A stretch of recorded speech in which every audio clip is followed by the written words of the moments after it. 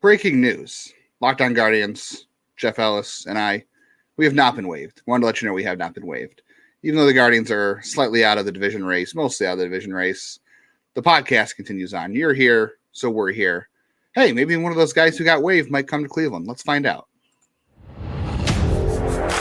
You are Locked On Guardians, your daily podcast on the Cleveland Guardians, part of the Locked On Podcast Network, your team every day.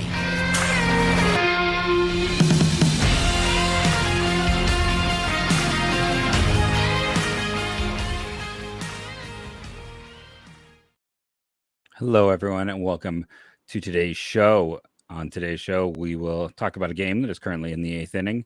Talk about a lot of waving.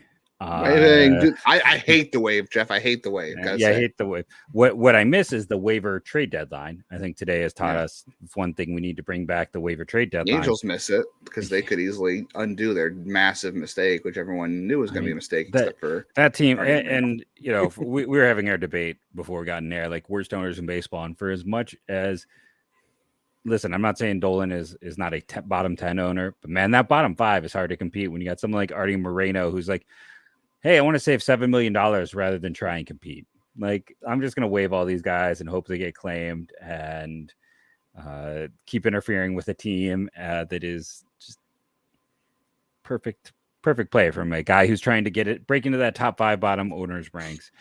It's a hard group to crack. It's a really bad group of owners. It's bad to be associated with that group. Yeah, the Reinsdorfs and the Fishers and the Monforts, the Castellinis, and the Angelos. It's hard. It's hard to be a bottom 5 owner in baseball because the ownership is so bad around this league. But what has not been bad is Gabby Arias and Bo Naylor tonight. Yeah, you've seen some growth from them. Starting with that one there. It's, another 3 doubles in the last 2 games. For Gabby, is that 3 straight games with a home run for Bo? Multi-hit game for him. 3 straight starts with a homer. He didn't play he didn't start the last 2 games in Toronto, but he did get at bats in those. He didn't homer. So 3 straight starts with a homer for him.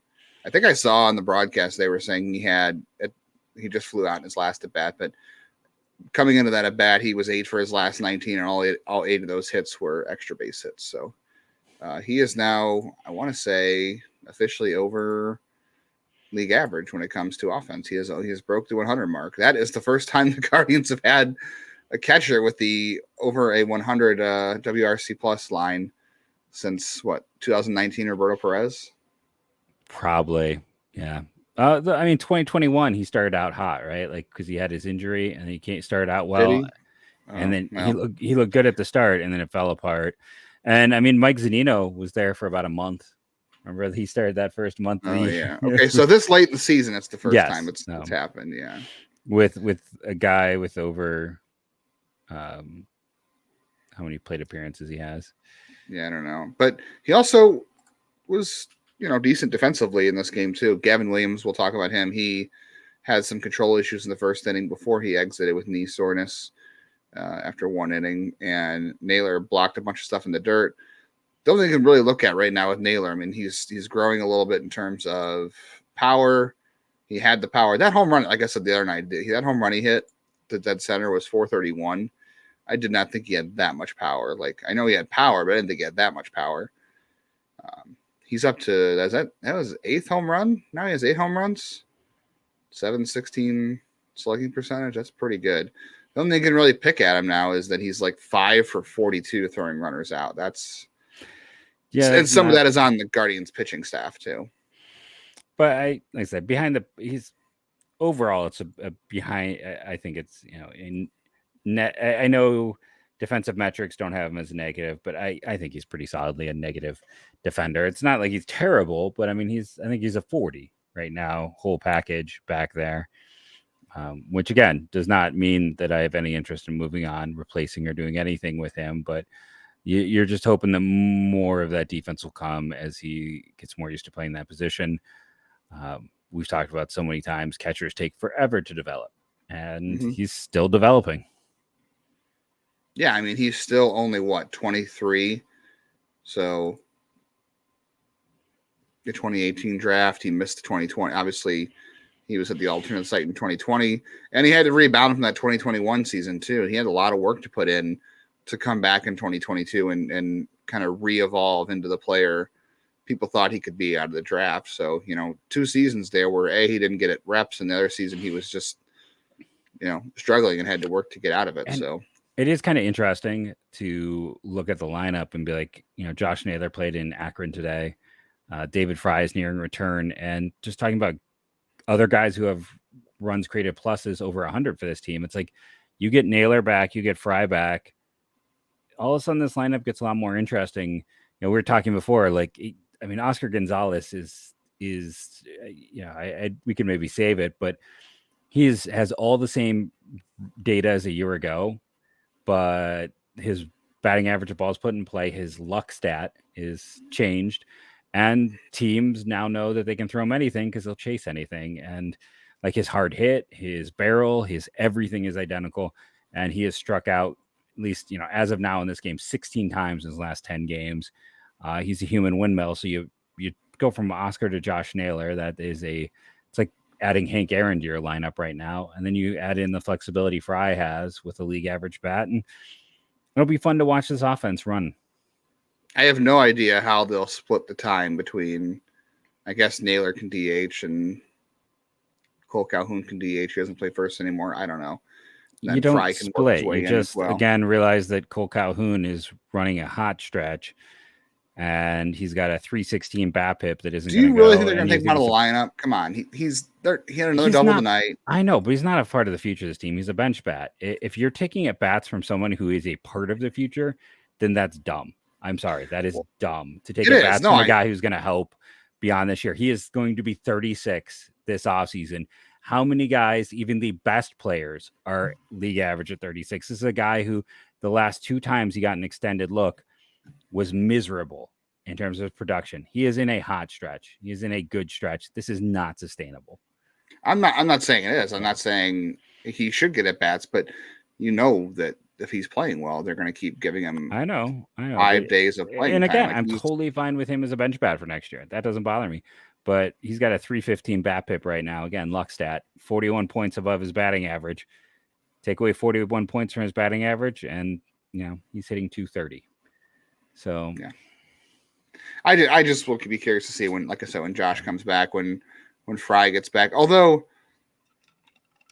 they'll still keep Calhoun around. I mean, I would like to assume that Cam Gallagher is the option to go when Fry comes back, but we also can't guarantee that either. Well, you can't guarantee that. You can't say for sure that's how it's going to go with the way that they have managed the roster this season. Oscar should be one of the guys option down when those guys come back. Like, that's Gallagher for Fry and Oscar for Naylor whenever Naylor comes back. So Naylor's going to play again Thursday. He had a single in 2 at-bats tonight and played first base for Akron on Tuesday. His single was, I think, 107 miles off the bat, so he hit pretty hard, looked pretty good out there. So he'll probably need to play back-to-back days before he can come back first. So I don't know. He'll be back super early.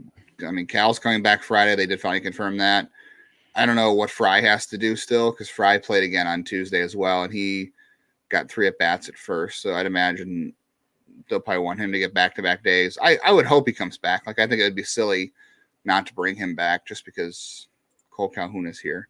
Because David Fry should be on this team next year for the versatility he provides. But at least you'll have, I don't know, all these injury returns are blocking anybody you can see in September, like Manzardo or Valera or Rodriguez. Like, that's the thing that stinks. And you can't take away at-bats from Arias because, like you mentioned, he's hitting really well right now. Back-to-back days with a double. He had 2 hits yesterday. He had 5 hits in that Dodgers series, and they didn't face any slouches in that Dodgers series for the most part. So that was pretty good. He's got 4 doubles this month, I think, already. Like, and 3. Okay, so 3 of them in the last 2 days. But he's hitting the ball the other way hard. That's where his good power is. If he's hitting the ball the other way, he reminds me a lot of Roberto Perez was like that a lot. When he hit the ball the other way, you knew he was locked in. And kind of the same for Johnny Peralta, too. Of course, Arias has much better defense than Johnny Peralta, but that was how Peralta was when he was hitting well. he was driving the ball the other way. So when Arias said that, and Arias, I think worked a walk as well off Pablo Lopez, who they made him throw a lot of pitches. Like their offense the last two nights, since the Blue Jay series, guys are looking good in there. Like Laureano's had good at bats. I know he struck out twice tonight. He's been hitting the ball hard the other way. Jimenez's at bats have been kind of hard to watch, unfortunately. Yeah, no, he is not much. Yeah, every time he's almost Oscar Gonzalez like. I know he has a good game, or he has like two good games in a row. He hits a homer, and you're like, okay, this is the start of something. Like he's going to be fine, and then he's not. Actually, I have a good. This will tell you too. There's two guys in this list. We're going to talk about some stats with plate discipline with regards to Oscar Gonzalez, and I'm going to throw some other guys in there that shouldn't shock you either. So why don't we do that here in just a moment on Locked On Guardians?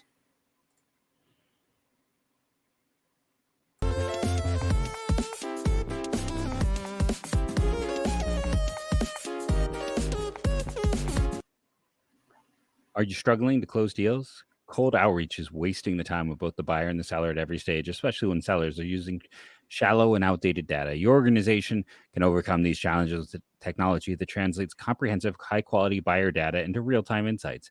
These deeper insights empower sales reps and teams to adopt the habits of top performers, which leads to better outcomes, like more pipeline, higher win rates, and larger deals. We call this deep sales, and we've built the first deep sales platform with the next generation of LinkedIn Sales Navigator. Right now, you can try LinkedIn Sales Navigator and get a free 60-day trial. That's right, for free for 60 days, not 30, 60. LinkedIn.com/locked-on. That is LinkedIn.com/locked-on for a 60-day free trial. Let LinkedIn Sales Navigator help you sell like a superstar today. Just go to LinkedIn.com/locked-on and get started.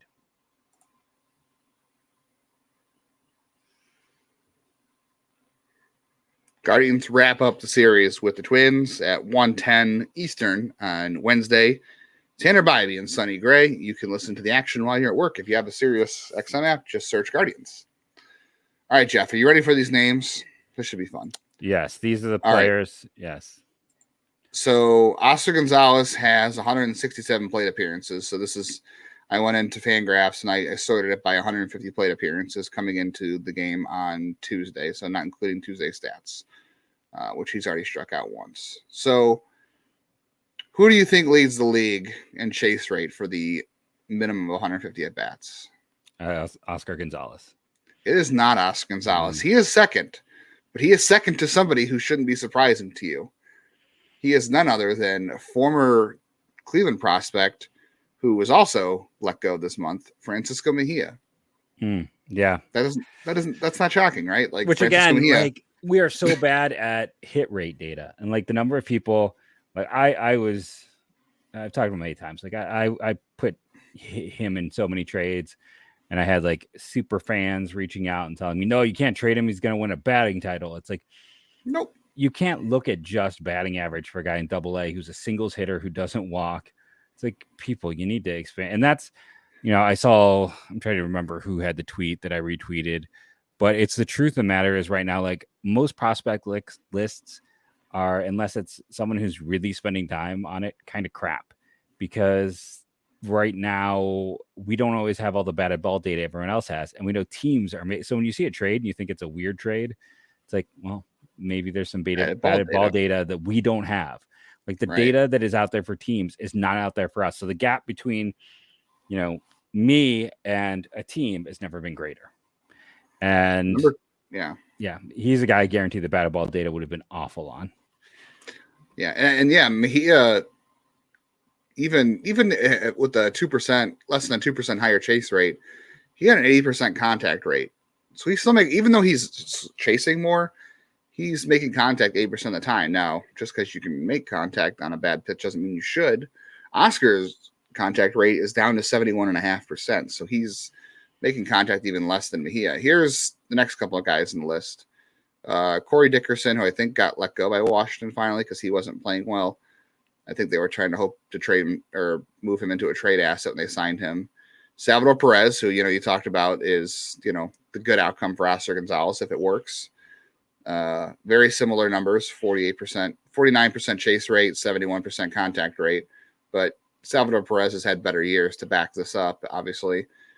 Mickey Moniak's on this list. Next up is Javi Baez. So Oscar Gonzalez would have led the league in chase rate a year ago if he qualified for at-bats because only Javi Baez had him beat last year. This year, Oscar has Javi Baez beat. Number 8 on the list is Yainer Diaz, the guy everyone keeps getting mad about because he has like 19 home runs for Houston. Check back in a year because let's see if this keeps up next year. No, and it's not. And like that's very obvious. It's the same thing. Like for as much as people get mad about Brennan and Jones, look at those BAPIPs. They're not to say they're not going to be good players in here, not to say this team can use those guys, but all three of those guys are rookies playing a little over their head, just like Oscar Gonzalez, just like Stephen Kwan a year ago. Like year 2, the league comes at you fast. Harold Ramirez is 10th at 46%. Another guy who everyone, tried to like because of the exit velocities and, he didn't strike out a lot, but another guy, I mean, he's settled into a nice role with Tampa Bay, but again, a guy who chases a lot. Eddie Rosario is right below him. Not a shock there. Here's the problem with that on this list. This is what tells you. And who's next? He is on the top 30. I'll get there. This is why this list, I think, paints a picture of the Guardians' approach to hitting and what the issue is here. Anyone successful on this list this year? I mean, obviously, probably not. Yes, there is one. Next on the list here would have been Ahmed Rosario at 17, 43% chase rate. That's the 17th worst in baseball. Again, not a surprise, right? Yep. But tied for 17th with him is Josh Naylor. So there's your successful name on the list. It's Josh Naylor. That's the one outcome of it working for Cleveland is Josh Naylor, and it took a lot of time with him to get there. So, but again, 43% is a long way from 50, and he's making contact at an 82% rate. So that is 11% more often than Oscar. So he's got, and Josh also has a way better walk rate too for that. So, Josh Naylor is the example on this list of things working, at least this year. I mean, I don't know what Salvador Perez is doing this year, but in the past, he's had good years. Also in the top 30, Andres Gimenez, 42.7. Not really a shock there either. Let me see what he was a year ago, because I feel like he wasn't this bad a year ago. Am I wrong? Do I feel like he didn't chase? It was there to some degree. The one guy I kind of expected to hear in terms of success. Oh man, no, it was 2% lower last year. It was 2%, so it was still up there. Is why am I blanking? Luis Robert. I expected to kind of hear his name get called out by now. Luis Robert is 1% above Andres Gimenez. I skipped down the list. The list had a bunch of other guys: Christian Arroyo, Nick Castellanos, Casey Schmidt, Kevin Pillar, Reese McGuire, Oscar Colas was 15th. So Robert is 1% higher than Andres Gimenez. But I think, for people out there, like too much stats. Long story short, this is a list of guys who are not productive, guys who are underperforming, and they chase too much. And everything about Oscar is the same. He's hitting the ball as hard. He is chasing just as much, basically. Everything is the same. His BAPIP is down, which is understandable because his was high a year ago. And teams caught up. Like, people aren't going to throw the ball in the zone. And he is looking awful right now. And it's, there's one more player on the list I want to throw out there too. I mean, Will Brennan is right there with Andres Gimenez. So which again, it's not his game. It's with Brennan and Gimenez. I feel like if you open it up even more, you'd see Rocchio. It is so weird for a team that is so focused on contact to be chasing all the time and making poor contact, and guys who are not contact guys or guys who are not power guys, it's like chasing for no reason. Yeah, Josh Naylor is the instance where it works. And actually 29th in this list is Gio Urshela, a former Cleveland player. Look in the top 30 of this list. Okay, Mejia, Gonzalez, Yainer Diaz, Harold Ramirez, Eddie Rosario, Ahmed Rosario, Josh Naylor. I'm not going to throw Christian Arroyo in there. He didn't even have a plate appearance with Cleveland in 2020. He just played in the field, but they did acquire him. Andres Gimenez, Will Brennan, Gio Urshela. That is 11 players that have played for the Guardians since 2018, or Cleveland since 2018. Now it's the Guardians. Yeah. That are on the top 30 this year in terms of chase rate. It's not just about the numbers. It's about the approach and how they go about player acquisition and what they're looking for.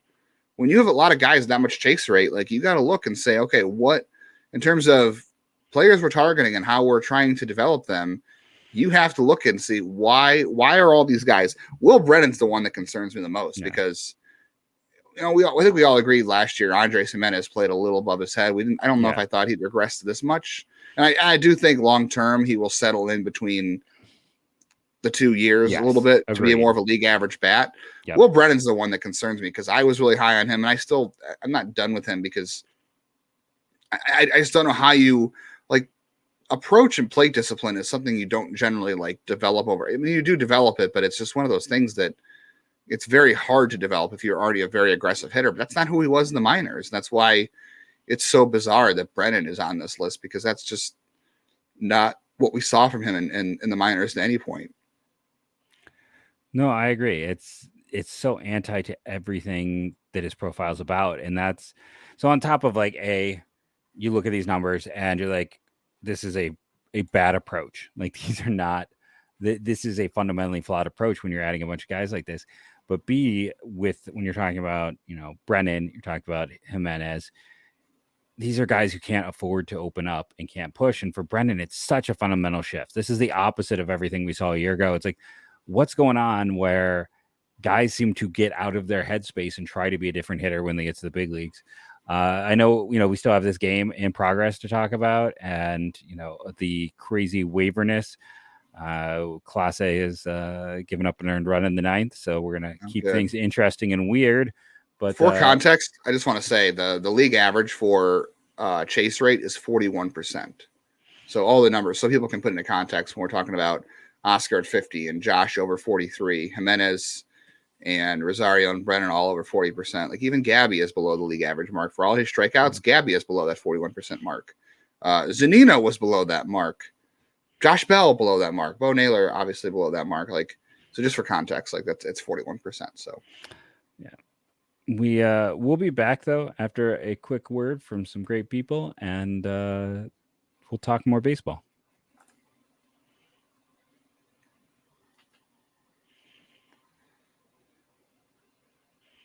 Guardians will try to wrap up this series on a good note on Wednesday. Tanner Bybee and Sonny Gray, 1:10 Eastern Time. Tune in on your SiriusXM app. Just search Guardians. The one thing we haven't really gotten to was obviously Gavin Williams left the game after the first inning. Yes. So you didn't watch or you weren't paying attention. We walked first batter on 4 pitches. He was throwing like 93, 94, and it was weird. And then the second batter of the game, I don't know if it was the first pitch. I think it was the first pitch to Jorge Polanco. His back knee, I don't know, he lost the grip or something, or he lost his foothold, and he came running. He fell forward. So he completed the inning after that. He wound up throwing 30 pitches, and then he didn't come out for the second inning. And the Guardians said that he had some knee soreness. I'm not super concerned because he finished the inning. If there was any real problem, I don't think he would have finished the inning, but obviously it probably got a little more sore in him as he came back to the dugout and sat down. I wish that he had hit Polanco instead of Wallner, just so I could say he Polanco'd him. Polanco'd him. But he Eric plunked him. Yeah. So there was also an error by Jose and a hit batter. He didn't give up a hit, but he was not there. He wasn't throwing a lot of strikes. No, his velocity picked up, and it wasn't a great first inning. I will say too, Cleveland does not let their pitchers in the minors ever throw 30 pitches in the inning, like over 30. Yeah. So I've seen starts in the past where there have been guys who have thrown like 27 or 28 pitches in the first inning or 30 pitches, and they're either pulled before the inning is over or they don't come out for the next inning. And I'm not saying that's what happened, but they are very judicious in terms of or cautious when it comes to how many pitches a guy throws in the inning. And Gavin probably not any different at this stage of the season, but I'm not too concerned. We'll see. I mean, they didn't sound too concerning when they had the update, and we'll see what Tito says after the game. But I don't know. Maybe he misses a start. The thing is, how does he miss a start? Because Cal's going to start Friday in the vacated spot. I know they have an off day on Thursday, but then you'd have to move Bybee and Allen up, and you wouldn't get to spread them out an extra day, which I'm sure they want to do. Or I mean, could they just? You've got nobody to call up. Have Gaddis stay on the rotation, I guess. Yeah. Guardians wrap it up 4-2, by the way. So they can win the series on Wednesday. How about that? And they could go out and add a ton of guys through all these waiver moves. I mean, it's been ridiculous. Listen, It's been a weird day. The one I would like, and I think we would all like to see is, they saved a lot of money at the deadline. Bring Cookie home. Like you and There you go. You texted it to me as I was tweeting it. Like we both agreed with this. I mean, they could go crazy. They could be blocking teams left and right. Like I mean, Randall Gerchek and Hunter Renfroe would be upgrades on that outfield. Reynaldo Lopez would be an upgrade over other members of the pen. They're all going to be free agents at the end of the year. That's why teams are doing this. This is about money savings. It's for all these teams. They're especially for the Angels. But they traded Angels and the Mets too, because the Mets are already losing draft pick status. Yeah, well, and then the Angels traded some very valuable. They traded a top 100 prospect for these guys not that long ago. I mean, for a team that has almost nothing left in their minors, who are going to probably lose more guys to free. Like, I mean, it's pretty dark if you're an Angels fan right now. It is a pretty dark outcome. Angels, this according to Kylie McDaniel, narrowly in the CBT first tier. So if a couple of those guys they waive get claimed, they will fall below the CBT, which means they won't lose a draft pick. Is that what it is? No, I'm sorry. It has to relate to the comp pick for Ohtani. If they lose Ohtani, so if one or two of those guys gets claimed, they put on waivers. If they do lose Ohtani, which I can't imagine Shohei Ohtani looking at this and being like, "Oh yeah, I should stay in LA with the Angels." No. They stay in LA, but it won't be at the Angels. Correct. He will. The Angels pick will go from the comp pick for Ohtani would be in the second round instead of the fourth. So they need one or two those guys to get claimed because right now their comp pick would be in the fourth, and they're lucky. If you're looking at money, 11th a year ago. If they had been just a little bit higher, they couldn't do it again. It wouldn't matter. It'd be so much lower. Like it would. Yeah. From a financial standpoint, like, yes, this does make sense. Like they're not going anywhere. They tried to go for it, halfway, I guess. Like they didn't really acquire anybody great. Like Giolito wasn't having a great year. Matt Moore, they had on the team all year. Reynaldo Lopez was probably the one guy that that was a good upgrade for them, even though he's kind of had an iffy season too. So they sort of half went for it. They traded too many guys in the sellers market, and now they're trying to improve their draft status in a couple of ways. I mean, it takes them from getting a third rounder to maybe a late second rounder for him, because they won't be in the area to get a first rounder. So it's going, it's a good thing, but it's not a great thing. It's just weird. The Yankees waiving guys to save money, the Angels waiving guys to save money, and they're all doing it. You're like, why now? The two big things on this is, if there's no waiver trade deadline anymore. There's no waiver trade deadline. That needs to come back. Stupid. Yeah. And then the other thing being that there is a hope that if you claim this guy now, he'll go and be on your roster and is playoff eligible.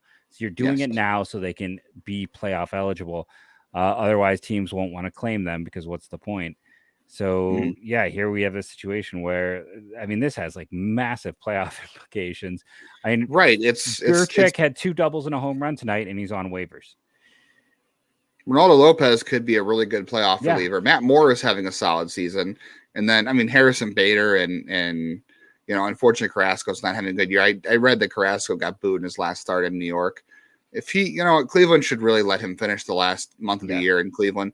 There's your way to spread out the innings and think of you're talking about bringing in like guys like Cole Calhoun. I know Carrasco makes a lot more money, but for the last month of the season, let Carrasco finish in Cleveland. I don't think Carrasco is going to be signed next year. That's the thing. This may be it for him. Yeah. He's not pitching well this year. He might get maybe a minor league deal next year. Maybe somebody goes out and gives him like a 1-year prove-it deal. But he's getting up there in age, and he should finish his career in Cleveland if this is the case. And 100%. A lot he can provide a lot of leadership to these young pitchers that Noah Syndergaard was not providing, I guess. I don't know. But also – you can expand your rotation a little bit too. You can, you're talking about maybe Williams skipping a start because of his knee. Well, Carrasco can go in that spot, and you can go with the 6-man rotation. You can go with Cal and Carrasco and he helps you get a higher draft pick. If he pitches bad, right? You know what? If Noah Syndergaard didn't pitch well, if you're gonna have a guy in your rotation that's a warm body that's not going to pitch well, it might as well be Carrasco. Like it might as well be. I think this would be good PR. I think you tweeted that. Good PR. Yeah, no, especially it's like, hey, what was the point of saving money at the deadline? It's just Dolans are cheap type of thing. And again, before people accuse me, it's like I think it's a bottom 10 ownership. They're probably like 9th, 8th on the list, but it's not They're quite 20th bottom out 5. of 30. Yeah. Yeah. But with this situation, it's a way to be like, hey, you know what? We took that money. We're bringing back one of the great guys in recent history. We have good memories. It is a chance for him to end this on his own terms. It's a guy who signed 2 cheap contracts to stay in Cleveland. He loves it here. Let's give him that last run and let's give us some depth. And at the end of the year, whatever happens, happens. But you did that. And I think that would bring you more goodwill than anything else they've done. Yeah, absolutely. I'm a little fuzzy on the new rules, like because there's no waiver trade deadline. This didn't happen a year ago. You got teams trying to save money. It's kind of weird. So no trade can happen. It's not like you can trade for. Yeah. The teams don't get a player; they get salary you just relief. Literally get the player for free. That's what happens. Yeah, you get the player and you take on what's owed to them. So it's if only monetary savings. If all those guys clear waivers, then Cleveland only has to. No, they stay with the team. It's just like when they did with Brad Hand a few years ago, where they had him pass through waivers and then no one claimed him. So he stays. I was going to say. Then they did the buyout afterwards. So it's the same situation. No one claims that's why they're able to play right now, because they haven't been cut. They've been put on waivers. So if they pass through waivers, I believe Fever Dog will let me know if I'm wrong. But at the end of this, if no one claims Gerchik, for instance, he'll just stay with the Angels. They didn't designate him for assignment. They just put him on waivers. So somebody still has to pay him. I was going to say, because, well, I guess they could release him. It's not release waivers. So then they would pay him. So there's no point to it. Yeah, that's so true. That's why they're doing waivers, hoping someone will claim him. What we are hoping is that you're going to rate and review, download daily, and do all that fun stuff. It helps. Thank you for following along with Locked On Guardians. We got to go do it now. So that video will be up soon. Before this video post, so that's rather silly, but thank you all for all you do, being an everydayer out there on this show, and go Guardians, go.